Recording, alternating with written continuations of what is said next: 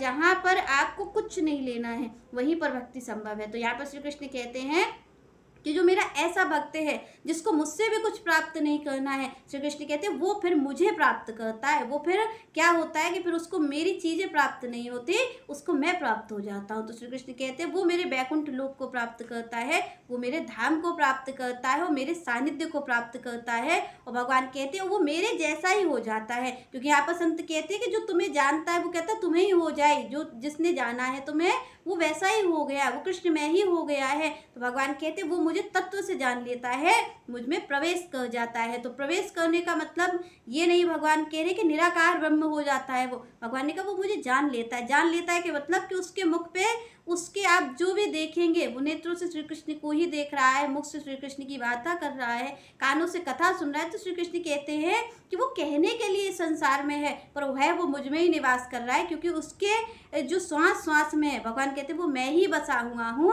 इस तरीके से वो मुझ में रहता है। तो